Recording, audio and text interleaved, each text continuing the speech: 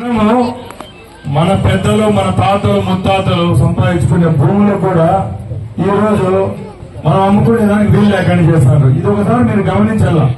ఇప్పుడు మీరు అందరూ చూస్తారు, ఈ చుట్టుపక్కల రింగ్ రోడ్ లేనప్పుడు మన భూముల విలువ ఎంత ఉండేది. ఈ రోజు ఆ దేవుని దేవుడు మనకి రింగ్ రోడ్ వచ్చింది. రింగ్ రోడ్ ప్రాంతంలో ఎవరైనా బీసీలు అయితేనే ఎస్సీలు అయితేనే కింద వర్గాలు ఎవరైతే భూములు ఉన్నాయో వాళ్ళ ఎంఆర్ఓ ఆఫీస్కి పోతే టోటల్ గా ఎవరైతే అధికార పెత్తనంతో ఎవరి చేతుల్లో అధికారం ఉంటుందో వాళ్ళ భూములు ఆన్లైన్ లో తీసేయడము, మనం బిడ్డల పెళ్లికో లేకపోతే మన బిడ్డల చదువు కోసమో మన భూములు అమ్ముకోవాలనే కూడా ఈ రోజు వీలు లేకుండా చేసింది ఈ వైసీపీ ప్రభుత్వం. అందరూ గమనించారు. మనకు ఒక ఇంటి కుళాయి కావాలనే కూడా ఈ రోజు రాజకీయం. అమ్మఒడి అందరికి వస్తుందా? ఎవరైతే రాజకీయంగా వాళ్ళ వెనకమండి చెంచాగాలు తిరుగుతూ ఉంటారు, వాళ్ళు చెప్పినవానికి అమ్మఒడి, వాడు చెప్పినవానికి కుళాయి, వాడు చెప్పినవానికి పెన్షన్. ఇప్పుడు పాత రాయితోట్లో ఇన్ని ప్రాంతాల్లో మనం ఇల్లు తిరిగినాం, అన్ని ఇంటింటికి తిరిగినాం. ముందు వచ్చిన ఇల్లు తప్పక ఈ ప్రభుత్వంలో వచ్చిన ఇల్లు ఏమైనా ఉన్నాయా మీరు చూసారా? ఇలాగ అన్ని ఎక్కడ చూసినా వ్యత్యాసం చెప్తా ఉన్నారు. ఇదంతా పోవాలంటే మనలో చైతన్యం రావాలా. ముఖ్యంగా బీసీ సోదరులకు నేను ఒకటే చెప్తున్నా, తెలుగుదేశం పార్టీ అనేది ఆరూరు భావమే బీసీల కోసం పుట్టింది. ఆ రోజు ఎన్టీఆర్ గారి నుంచి ఈరోజు చంద్రబాబు నాయుడు గారి వరకు బీసీల అభ్యున్నత కోసం పనిచేస్తా వచ్చినారు. ముందు 5 సంవత్సరాలు చంద్రబాబు నాయుడు గారు ముఖ్యమంత్రిగా ఉన్నప్పుడు ఏదో ఒకటి పొలమో ఒక అధికారులు మన గవర్నమెంట్ తరఫున ఏదైనా పథకాలు వస్తే బీసీలకు ఇచ్చేవాళ్ళు. ఈ రోజు పూర్తిగా జగన్మోహన్ రెడ్డి ముఖ్యమంత్రి అయిన తర్వాత బీసీల అనేది విలువే లేకుండా పోయింది. ఎక్కడ చూసినా పెత్తందారులు ఎవరైతే ఉన్నారో వాళ్ళ చేతుల్లో వీళ్ళు నలిగిపోతా వస్తున్నారు. ఇప్పుడు తెలుగుదేశం పార్టీ రేపు అధికారం లేకపోతే మనకు మంచి జరిగేదానికి ఎన్నో అవకాశాలు ఉన్నాయి. ఎందుకంటే ఇప్పుడు ఒక ఎస్సీ కులస్తుని ఎవరైనా కొడితే పోయి పోలీస్ స్టేషన్ పోయి కేసు పెడితే ఒక అర్ధగంటలోనే కేసు బుక్ చేస్తాను. అలాంటి చట్టమే ఈ రోజు తెలుగుదేశం పార్టీ అధికారం లేకొస్తానంటే తీసుకొని వస్తానండి. అలాంటి ఎన్నో ఉన్నాయి. బీసీ సప్లాన్ అంటాం. బీసీ సప్లాన్ అంటే బీసీలు ఎక్కువగా వచ్చే విధంగా ఈ రోజు తెలుగుదేశం పార్టీ అధికారం లేకొస్తే చేసే విధంగా ఈ రోజు మేనిఫెస్టోలో ఉన్నాయి. మన ఇంట్లో ఒక ఆడబిడ్డ పుడితే మనం భయపడిపోతాం, అప్పుడు ఎట్ట సాగాలని. ఈరోజు తెలుగుదేశం పార్టీ చంద్రబాబు నాయుడు గారు ఒకటే చెప్తున్నారు, ఇంట్లో 8 ఆడబిడ్డలు ఉంటే వాళ్ళ ఆలన పాలన చూసుకునేదానికి గవర్నమెంట్ తరఫున నేను సైతం అంటూ నెలకు 1500 రూపాయలు ఒక ఆడబిడ్డ ఉంటే ఇస్తాను. మనం సొంతంగా మనం కనుక్కునే బిడ్డలకే మనం పెట్టలేని రోజు ఈరోజు తెలుగుదేశం పార్టీ వస్తే ఒక బిడ్డకు 500 రూపాయలు ఆడబిడ్డకు ఇచ్చేదానికి తెలుగుదేశం పార్టీ రేపు చట్టం తీసుకొని వస్తుంది. అలాగే మన ఇంట్లో చదువుకునే ఆడబిడ్డ ఉంటే సంవత్సరానికి 15,000 రూపాయలు తెలుగుదేశం పార్టీ ఇచ్చేదానికి సిద్ధంగా ఉంది. ఇలాంటి ఎన్నో కార్యక్రమాలు ఉన్నాయి. ఈ రోజు మనకు రాయచోటి జిల్లా హెడ్ క్వార్టర్ అయింది అందరికీ చెప్పుకుంటున్నాం. చుట్టుపక్కల అందరూ అంటారు, రాయంపేట మదనపల్లి కోడూరు అందరూ చెప్తారు, అబ్బా రాయచోటి జిల్లా అయిపోయింది. అయినా కూడా జిల్లా అయిన తర్వాత మన రాయచోటికి ఏమైనా ఒదిగిందా అని చెప్తాను. ఇప్పుడు మన పాత రాయచోటిలో తిరుగుతా ఉన్నాం.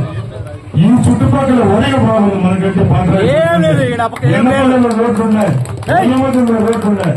మనము వీరభద్ర స్వామి గడ్డ పైన ఆ పక్కన ఆయన ఉన్నాడు, ఈ పక్కన మనం ఉన్నాం. ఏం లాభం లేదు. అక్కడ చూస్తే వీరభద్ర స్వామి పేరు చెప్పుకుని ఆడనేస్తాడు, ఈ పక్కన చెప్తే మన పేరుతో డబ్బులు ఎత్తుకొచ్చుకొని రోడ్లు చేసుకుని రేగండానే పెళ్లి చేసుకొని తింటాను ఈ వైసీపీ ప్రభుత్వం. అందుకు నేను ఒకటే చెప్తున్నా, మీలో చైతన్యం రావాలా. రేపు తెలుగుదేశం పార్టీ అధికారంలోకి వస్తే తప్పకుండా ఒక్కొక్క వార్డు ఒక్కొక్క కౌన్సిలర్ పరిధిలో ఉండే వాళ్ళందరికీ 500 ఇల్లు తెచ్చేదానికి నేను బాధ్యత తీసుకుంటా. ఇప్పుడు కూడా ఎక్కడికి వెళ్ళినా ఏ ఇంటి దగ్గరికి వెళ్ళినా మాకు ఇల్లు లేదు, పెన్షన్ లేదంటాను. 70 ఏళ్ళు ముసలాయమా పోతే దగ్గరికి పోతే నాకు పెన్షన్ రాలేదంటాను, ఇల్లు రాలేదంటాను. ఇట్లా మీరు చిత్తూరు రోడ్డు పోతే ఆ ఊరు దాటుకుంటానంటే పెద్ద పెద్ద ఇల్లు కడతాయి, వేల ఇల్లు కనపడతాయి. సిబ్బాల రోడ్లో పడతాయి, ఇల్లు కనపడతాయి. ఈ పక్కన లగ్గిరెడ్డి పనిలో ఇంట్లో గొల్లపల్లి దగ్గర కాలనీ వస్తాను. నేను ఒక్కటే అడుగుతున్నా, ఇక్కడ నివాసం ఉండే వాళ్ళకి ఇల్లు లేవు. ఆ ఇల్లు ఎవరికి ఇచ్చారో మీరు ఒకసారి ఆలోచించారు. ఎక్కడ చూసినా బినామీ. వాళ్ళకి ఎవరైనా చెంచాగాలు ఉంటే ఓ 10 దొంగ ఆధార్ కార్డులు పుట్టించుకోవడం, వాళ్ళే 10 ఇల్లు తీసుకోవడం.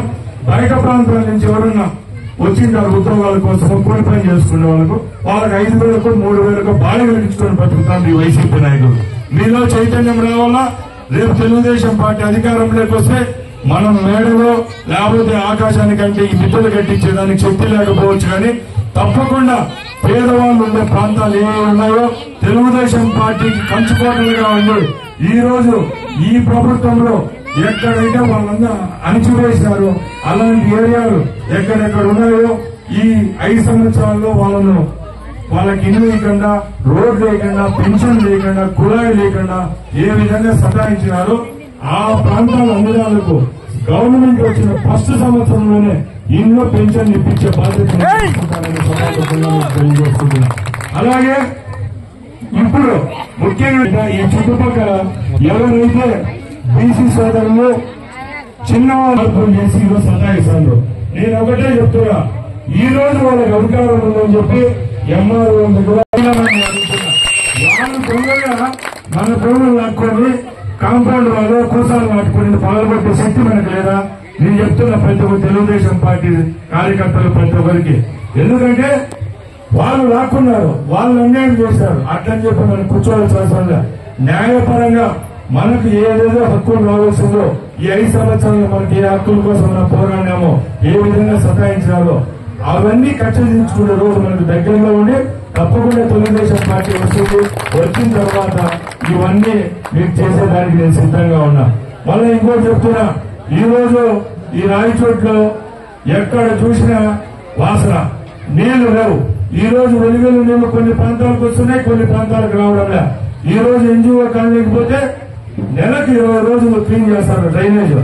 అదే పాత రాయచోట్లోనూ ఆ కొత్తపల్లి ప్రాంతంలో ఎక్కడైతే పేదవాళ్ళు ఉంటారో వాళ్ళ క్లీన్ ఏం లేదు. మన ఇంట్లో మనం క్లీన్ చేసుకోవాలా, ఆడు పోవాలా.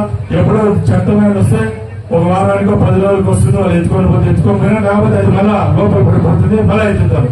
ఇదే పని జరుగుతూ ఉంది. ఇవన్నీ పోవాలంటే నిజాయితీగా నిర్భయంగా ఓటు వేయండి.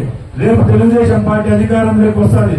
ఏ ప్రాంతాలైతే వాళ్ళు పట్టించుకోలేదో, ఏ ప్రాంతాలైతే వాళ్ళు దూరంగా చూశారో, దూరంగా పెట్టారో ఆ ప్రాంతాల అన్నిదాలను తప్పకుండా ఫస్ట్ లిస్ట్ లో పెట్టి మంచి చేసేదానికి నేను ప్రయత్నిస్తా. అలాగే ఒకటి చెప్తున్నాను, ఈ రోజు షావుకారు అనేవాడు, డబ్బుండే అనేవాడు, అధికారం ఉండే అనేవాడికి పోలీస్ స్టేషన్ అంటే ఏదో వాడు ఫారిన్ లేకపోయినట్టు పోయి వచ్చేస్తాడు.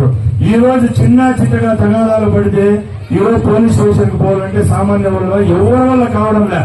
మీరందరూ గమనించుంటారు, ఏదైనా చిన్న సమస్య వస్తే పోలీసు వాళ్ళు వచ్చి ఇంటికాడికి వచ్చి అడిగిపోతే స్టేషన్ నుంచి బయటకు రావాలంటే 10,000 రూపాయలు బయటకు వచ్చే పరిస్థితి కూడా లేదు. జగన్మోహన్ రెడ్డి అయితే 100,000 కోట్ల రూపాయలు ముందు డబ్బులు సంపాదించుకోవచ్చు. ఎవరైనా పేదవాడు కడుపుకు కూడి కోసం ఒక 2 సారాయి ప్యాకెట్ ఇంట్లో పెట్టుకుంటే వాళ్ళు ఎత్తుకొని లోపలేస్తారో వాళ్ళని సుమారుగా 4 రోజులు జైలు వేసి బెయిల్ తెచ్చుకునే పరిస్థితి రోజు ఉంది. అలాంటివన్నీ పోవాలా, ఈ కక్ష సాధింపు పోవాలా. అలాంటిది పోవాలంటే తప్పకుండా తెలుగుదేశం పార్టీకి వేయాలి. ఈ రోజు మన రాయచోటు ప్రాంతం గురించి చెప్పాలంటే నేను ఒకటే చెప్తున్నా. ఇప్పుడు ఈ శ్రీకాంత్ రెడ్డి